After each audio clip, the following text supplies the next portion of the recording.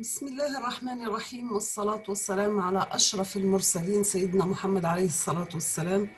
Assalamu alaikum.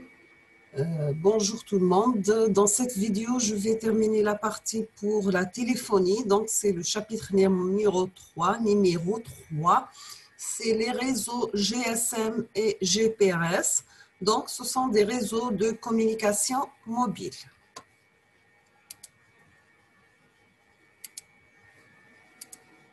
Donc, GSM et GPRS. Les réseaux de communication mobile. Donc, voici le plan de notre cours. On va commencer par historique. On va définir le réseau GSM. On va définir le réseau GPRS. Et on va faire une petite comparaison entre les réseaux GSM vs GPRS. Et on termine bien sûr avec une conclusion. Donc, on va commencer par l'historique.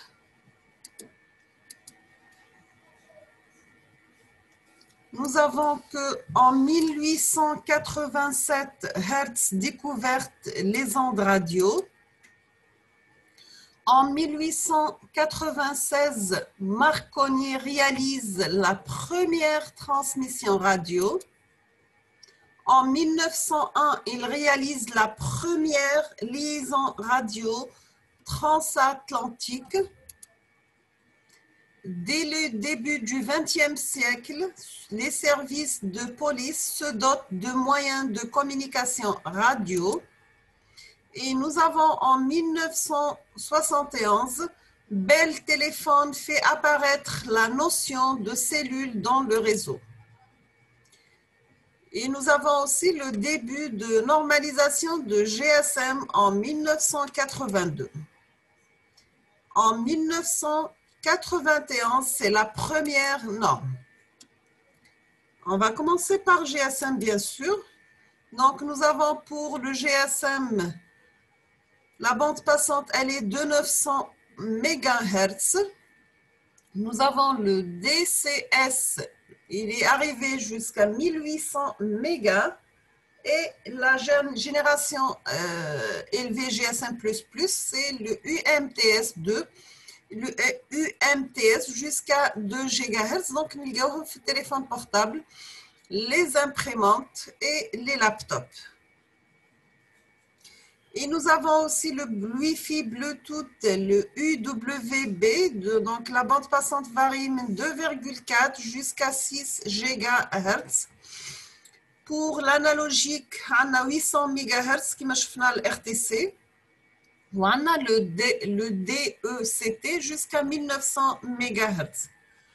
Sans oublier les radars anti-collision, ils travaillent à 80 GHz.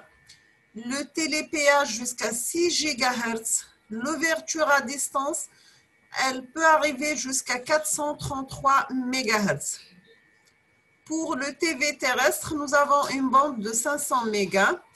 Et les systèmes satellites 1 jusqu'à 45 GHz. Exemple, la télévision 12 GHz.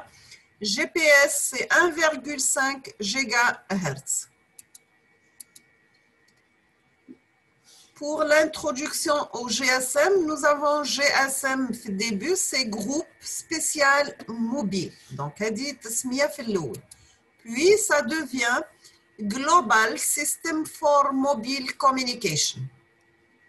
C'est une norme de téléphonie mobile numérique et le réseau GSM, c'est un réseau cellulaire. Donc, l'idée jette le concept de cellules. Donc, les cellules hexagonales. Quels sont les objectifs du réseau GSM? C'est bien offrir un vaste éventail de services de télécommunication compatibles avec ceux des réseaux fixes, offrir des services spécifiques dus à la mobilité des usagers, assurer la compatibilité d'accès à n'importe quel utilisateur dans n'importe quel pays exploitant le système GSM. Assurer la localisation automatique des mobiles sous la couverture globale de l'ensemble des réseaux. obtenir une bonne efficacité spectrale, obtenir des coûts permettant d'assurer le succès du service. Maintenant, on va voir l'architecture du réseau GSM. Il est composé de 3 sous-ensembles. On va commencer par le premier, c'est le sous-système radio. On appelle ça le BSS. Deuxièmement, le sous-système d'acheminement réseau fixe, le NNSS. Troisièmement, un sous-système d'exploitation et de maintenance admission sur réseau. Donc, plus qu'une station mobile, plus bien sûr avec une station mobile, il y a le téléphone. Donc, le MS, c'est Mobile Station, qui permet l'accès au réseau. Nous avons le Mobile Station.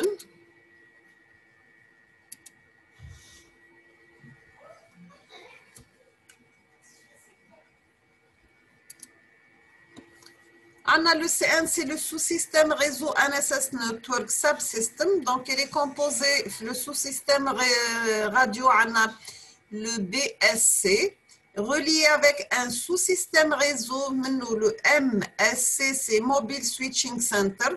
Au la sortie, on peut trouver soit le VLR, c'est Visitor Location Register. Bien sûr, on va définir les registres.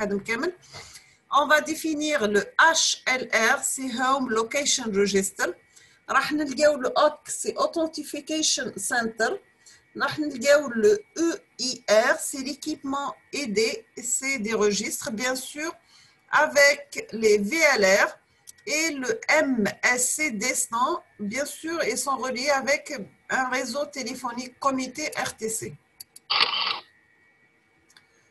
Donc, voici un schéma à l'intérieur d'un téléphone mobile. Donc, nous avons le démultiplexeur haute fréquence, donc qui peut arriver jusqu'à 900 mégas. Des sections fréquences radio qui varient de 900 mégas jusqu'à 455 mégas. Faire un mixeur, un démodulateur et un amplificateur bruit noise plus le mixeur, un démodulateur. Donc, l'appareil elle-même, donc on a l'haut-parleur, on a le microphone, j'ai un amplificateur audio, j'ai un convertisseur numérique analogique plus remise en forme, j'ai un préampli compresseur plus convertisseur analogique numérique. Ils sont reliés à travers un modulateur. On va dire le duplexeur. On a la session fréquence intermédiaire de 80 kg jusqu'à 455. On dit le mixeur, donc on dit des fréquences intermédiaires avec un démodulateur. Donc la section de fréquence de 20 kg, 20 Hz à 20 kg. La deuxième, de 90 kg à 455 ou la troisième, de 455 à 900 MHz. Pour l'architecture de notre GSM, nous avons le BSS, c'est Base Station Subsystem. Il contrôle les liaisons radio qui s'établissent avec le téléphone portable. Il comprend les BTS, c'est Base Transceiver Station. Ce sont des émetteurs, récepteurs ayant un minimum d'intelligence. Nous avons aussi le BSC, c'est Base Station Controller. Il contrôle un ensemble de BTS et permet une première concentration des circuits. Donc, Mobile Station, j'ai les BSS.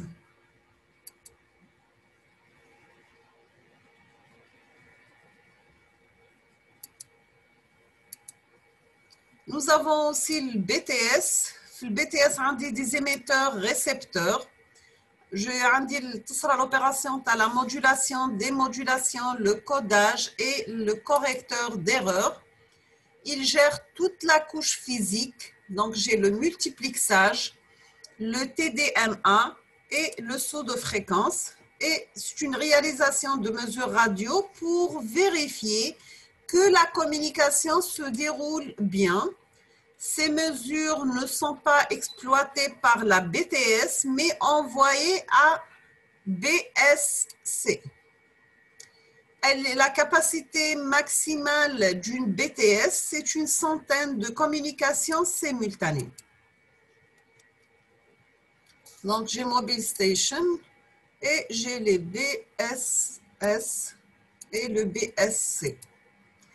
Pour le BSC, c'est contrôleur de station de base, c'est un organe intelligent du BSS. Il fait la commande d'allocation des canaux, utilise les mesures effectuées par la BTS pour contrôler les puissances d'émission du mobile, soit vers ou de la BTS, bien sûr. Et nous avons aussi la décision de handover. Toujours avec l'architecture du GSM, donc on dit le NSS, c'est Network Subsystem. Il comprend des bases de données et des commutateurs. Les MSC, c'est Mobile Switching Center. Le HLR, c'est Home Location Register. Le VLR, c'est Visitor Location Register. Le HOC, c'est Authentication Center. Le EIR, c'est Équipement Identité Registre. Donc, j'ai Mobile Station, le BSS et le NSS. Le BSS, on dit, ils sont reliés avec des travers des BSC. Et comme sortie, bien sûr, tu as les MCC, on dit les 4 registres. Voici la liaison. Pour le MSC, il gère l'établissement des communications entre un mobile et un autre MSC. Il interconnecte un réseau GSM avec le réseau téléphonique public RTCP-RNIS par la fonction passerelle GMSC. Il gère la mobilité des abonnés comme l'enregistrement, l'authentification, la mise à jour de la localisation, les handovers et le routage des appels. À chacune de ces fonctionnalités correspond une entité fonctionnelle. Pour le HLR, c'est un enregistreur de localisation nominale. C'est une base de données qui gère les abonnés d'un réseau GSM donné. Il mémorise les caractéristiques de chaque abonné. Puis le IMSI, International Mobile Subscriber Identity, donc c'est identité invariante de l'abonné. Nous avons aussi le MSISDN, c'est Mobile Station et SDN Number. Profil d'abonnement. On dit le HLR, c'est une base de données de localisation. Puis le numéro de VLR où le mobile est enregistré. Et sans oublier que le VLR, c'est un enregistreur de localisation d'accueil. Base de données qui mémorise les données d'abonnement des abonnés mobiles présents dans une zone géographique. Plusieurs MSC peuvent être reliés au même VLR, mais en général, un mobile station center pour un VLR. On a des données mémorisées par le VLR sont similaires. Les données TAL HLR, donc bien sûr les registres de sortie, mais concernant seulement les abonnés mobiles présents dans la zone considérée. J'ai aussi le EIR, contient une liste qui a le numéro IMEI de tous les mobiles validés sur le réseau. Le IMEI est marqué comme invalide si le mobile a été déclaré comme volé. Le HOC, c'est une base de protection qui contient une copie d'une clé secrète également contenue dans la carte SIM de chaque abonné. Donc, on est arrivé à la structure finale.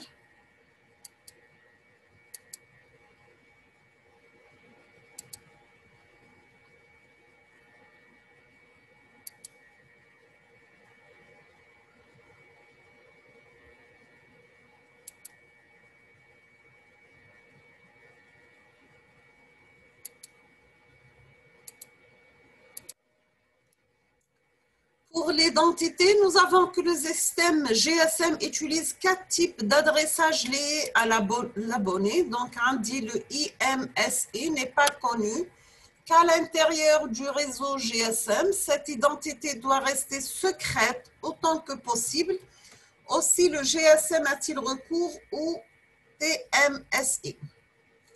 Le TMSI est une identité temporaire utilisée pour identifier le mobile lors des interactions stations, mobiles et réseaux.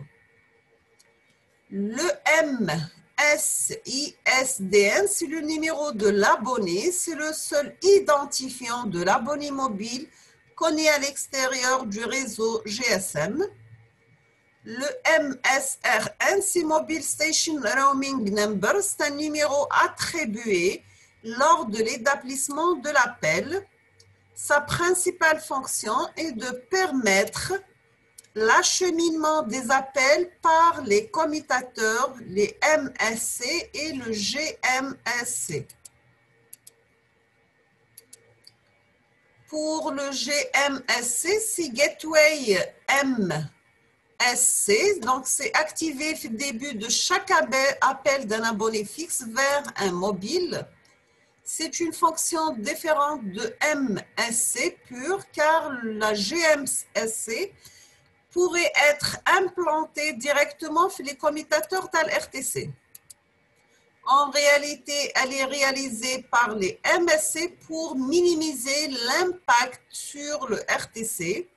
Et nous avons un ensemble de MSC. VLR peut gérer de l'ordre d'une centaine de milliers d'abonnés présentant un trafic moyen de 0,025 Erlang. Et sans oublier que les MSC sont en général des commutateurs de transit du réseau téléphonique sur lesquels ont été implantées des fonctions spécifiques du GSM. Maintenant, pour l'architecture mobile fixe, donc j'ai Mobile Station, j'ai les bases de VMSC, VLR, le HLR, le GMSC et le poste appelant. Donc l'identité d'un appelant se fait à travers ces étapes et le retour de l'appel se fait à travers le MSRN.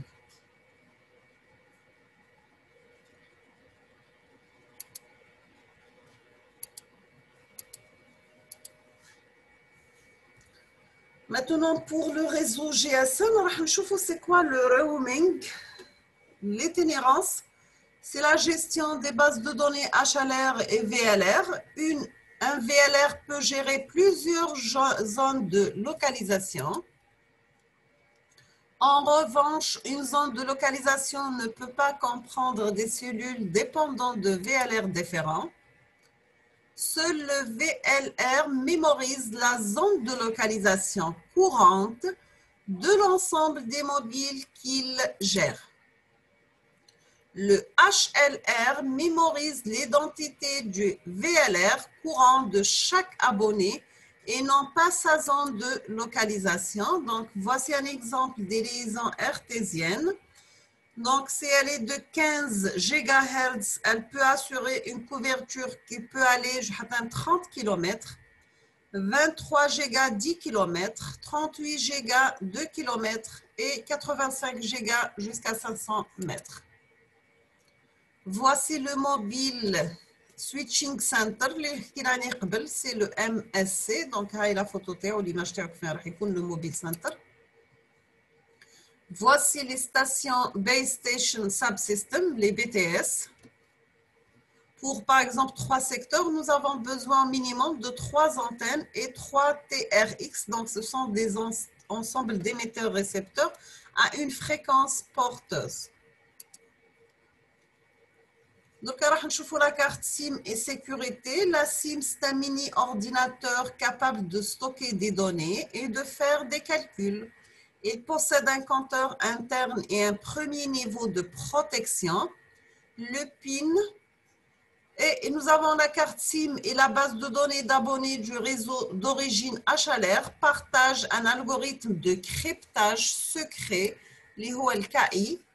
Cette clé n'est jamais transmise par radio et il est impossible d'avoir la transmissible par la radio. Donc, l'authentification à l'abonné, à chaque accès au réseau, on va générer un nombre aléatoire et la signature par la SIM. Donc, la SIM avec le code secret KI, donc il va être signé à travers les bandes radio.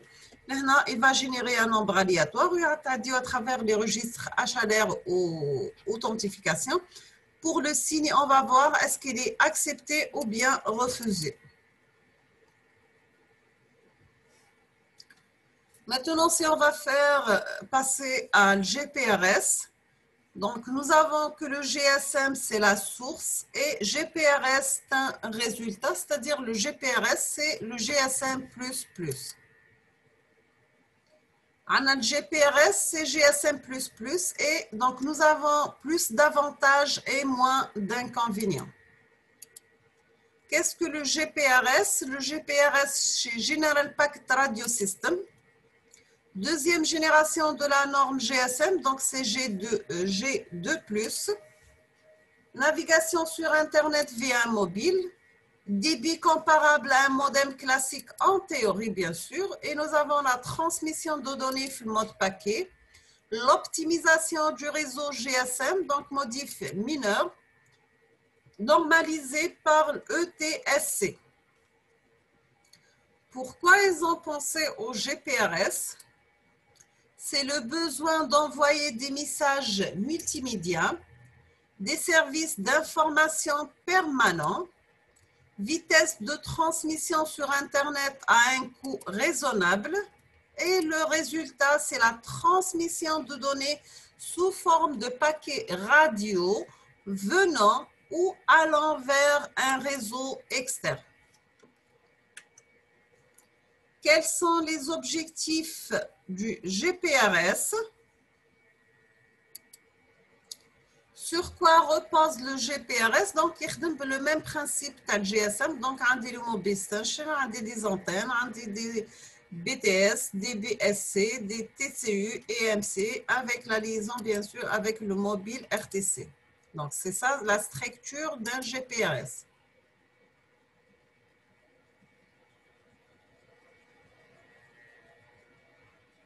Donc, BTS, BSC, تقدر تكون relié avec un PCUSN, SGSN, GGSN et PSPDN اللي راح نشوفهم بعد إن شاء الله. Les types et les applications. Pour les types, donc nous avons des GPRS classe A, classe B et classe C. Les applications, c'est bien l'envoi des messages connectés à Internet et pour télécommande.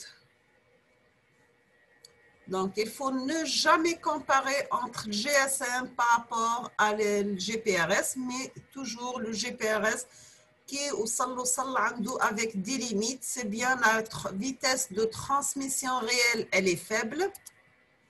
La capacité de cellules limitée pour tous les utilisateurs. L'optimisation du transfert du paquet, elle est discutable. Pas de store and forward. Donc, qui ont les limites du GPRS, ils ont pensé d'avoir ou la version les 3G, donc il y a 2G+, 3G, il y a le UMTS. Le UMTS, ça reste dans le prochain cours, Inch'Allah. Donc, là, on sort la fin de la vidéo. Je vous remercie infiniment pour votre attention. N'hésitez pas si vous avez des questions. Et à la prochaine vidéo, Inch'Allah. Merci beaucoup et à la prochaine, Inch'Allah.